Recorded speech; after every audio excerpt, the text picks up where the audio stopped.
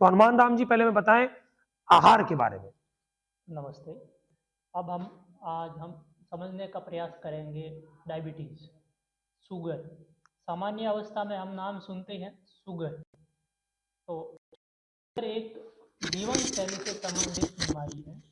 इसको हम अपने जीवन शैली में कुछ परिवर्तन करके सामान्य रूप से ठीक किया जा सकने वाली बीमारी है। ये कोई बीमारी ऐसी नहीं है कि ठीक नहीं हो सकती है, या ऐसी कोई बीमारी नहीं है कि ये बीमारी आ, दूसरे तरीके से आती है। ये अपनी ही गलतियों का परिणाम है, अपने ही कर्म फलों का परिणाम कह सकते हैं इसको। जो जो हमने पीछे जो जीवन जिया है, कैसे जीना चाहिए, किस प्रकार खाना चाहिए, किस प्रकार रहना चाहिए, किस प्रकार का चिंतन होना चाहिए, ये सारी चीज़ें डायबिटीज़ के ऊपर असर करती है।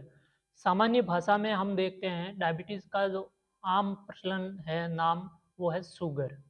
शुगर हमारे शरीर के लिए बहुत ज़रूरी है, लेकिन वो कितनी मात्रा होनी चाहिए और किसके लिए क्या क्या डोज शुगर की ज़रूरत है, तो ये कौन निर्धारित करता है? ये आपके शरीर की जो गतिविधि हो रही है उसके अनुसार अगर इस शुगर की मात्रा आप इनटेक लेंगे और फिर वापस उसको व्यायाम के द्वारा या अपने फिजिकल एक्टिविटी जो आपकी 24 घंटे की दिनचर्या है उसमें अगर वो पूरी यूज हो जाती है, तो आपको मधुमेह यानी ली गई शुगर परेशान नहीं करेगी, बीमारी में नहीं बदलेगी, वो पूरा एनर्जी में कन्वर्ट हो जाएगी। लेकिन अगर आप मात्रा शुगर की ज़्यादा लेते हैं और खर्च कम करते हैं, तो फिर वो भीतर स्टोर होना शुरू हो जाती है और वो एक अवस्था के बाद इतनी बढ़ जाती है कि वो खून में उसकी मात्रा बढ़ने लगती है। जैसे कि 30% हमारे शरीर में ठोस है और 70% पानी है। तो जैसे-जैसे शुगर बढ़ेगी तो हमारे शरीर में ठोस भाग बढ़ने लगता है और जो पानी का भाग है वो 70% से धीरे-धीरे नीचे आना शुरू होता है, जिसकी वजह से पूरे शरीर में हार्डनेस, मुँह का सूखना, शरीर में पानी की कमी होना, ये भी शुगर की वजह से, यूरिन का ज़्यादा आउटपुट हो जाना। क्योंकि जब हमारे शरीर में पृथ्वी तत्व बढ़ता है तो पानी कम होने लगता है। लेकिन अगर हम पानी को और पृथ्वी तत्व को एक बैलेंस में लेंगे तो वही हमें एक सही ऊर्जा देगा। मान लेते हैं ये लाइट है, इस लाइट को जितनी बिजली चाहिए उतनी आएगी तब तक ये प्रॉपर तरीके से जलेगी। अगर कम आएगी तो ये भी ठीक नहीं जलेगी और ज़्यादा फास्ट आएगी तो फूट जाएगी। इसी प्रकार से जब हमारे भीतर हम एक शुगर की निश्चित अवस्था में भीतर लेते हैं खाने में, तो वो एक एनर्जी बनती है।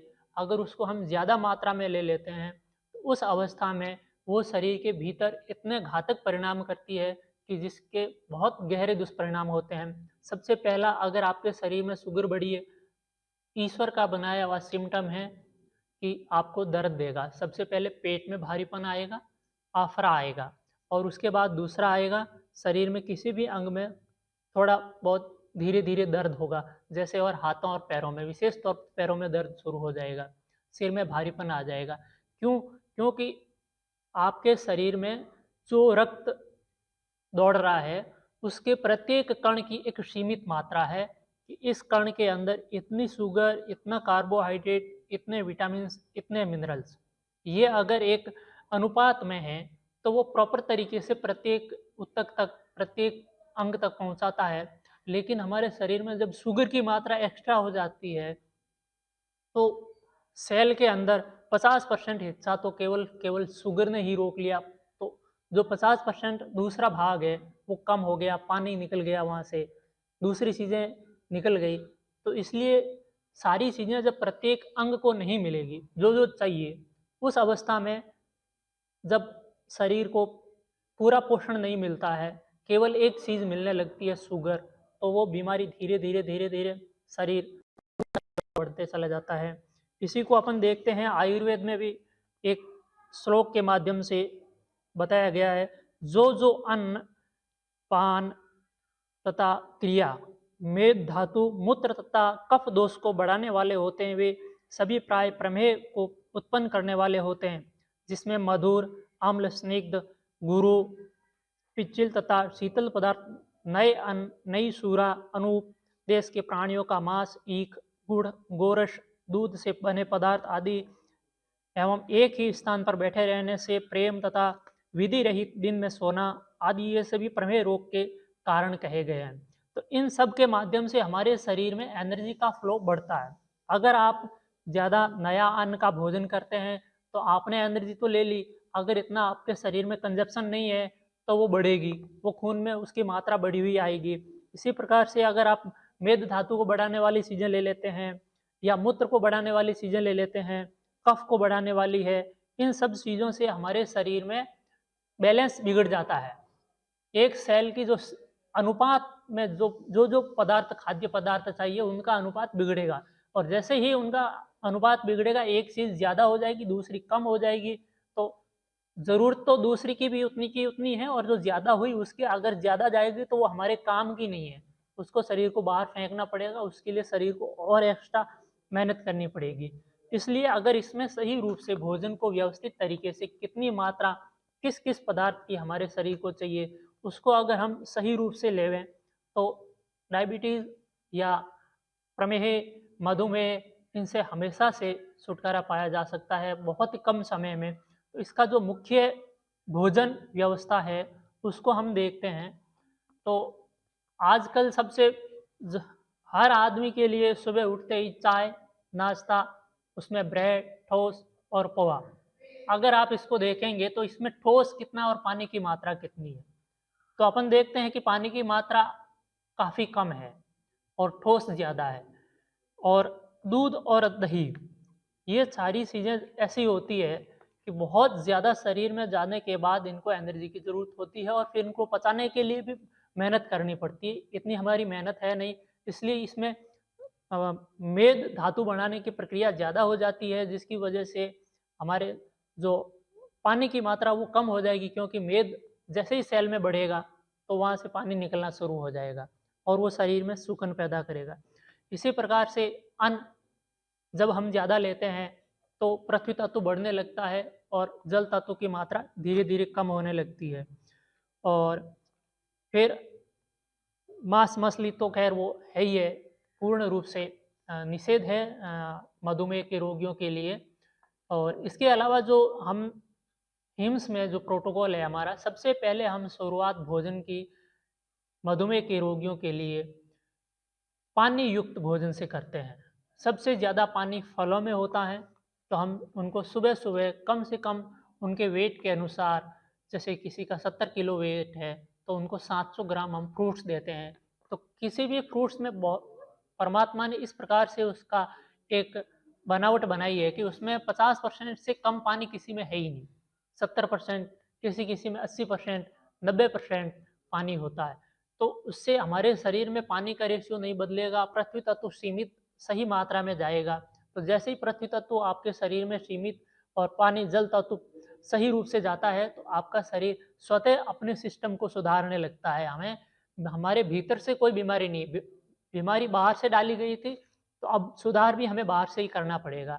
अगर आपने ज़्यादा ले लिया है तो इस भोजन के साथ साथ हम योग, व्यायाम और कुछ चलने का या एक्टिविटी, काम करने का, जैसे हम अन्न को अगर भारतीय भोजन व्यवस्था को लेते हैं तो सबसे ज़्यादा भोजन में अन्न और दूध दही घी खाने का हमारे यहाँ पर प्रचलन है। तो उसके लिए भारतीय हमें होना पड़ेगा। आज हम पंखे के नीचे बैठे हैं, अंदर बैठे हैं, साया में बैठे हैं, मिट्टी लगने ही नहीं देते हैं, मिट्टी में पाँव भी नहीं लगने देते हैं, धूप लगने ही नहीं देते हैं। तो वो सारी चीज़ें हमें पचने वाली नहीं है।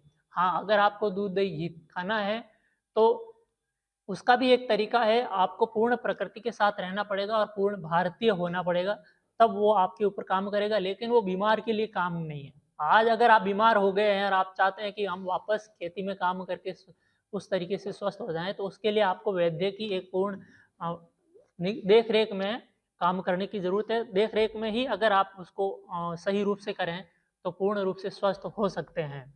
तो इसमें मुख्य रूप से जो भोजन है वो, जैसे सुबह जिसमें पानी की पर्याप्त मात्रा हो, दोपहर में भी ऐसा भोजन हो जिसमें पानी की पर्याप्त मात्रा हो, और दूसरी चीज़ें भी चाहिए हमें, minerals, vitamin, amino acid, proteins, वो सारी चीज़ें अगर हम फल लेते हैं तो उसमें लगभग होती ही है।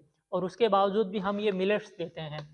इस मिलेट्स की एक खासियत है कि इसमें प्रचुर मात्रा में फाइबर है और ये फाइबर क्या करता है कि हमारे शरीर में जितना भी शुगर है उसको एकदम खून में नहीं जाने देता, उसको अपने पास रोक के रखता है। जैसे जैसे ज़रूरत होती है तो ब्लड में मिलाता है, अगर ब्लड को ज़रूरत नहीं है तो वो उसको स्टूल के द्वारा बाहर फेंक देता है। इसलिए ये मिलेट्स जो खादर वली जी ने हमें बताई है इसके बारे में, ये डायबिटीज़ के लिए बहुत कारगर अन्न है।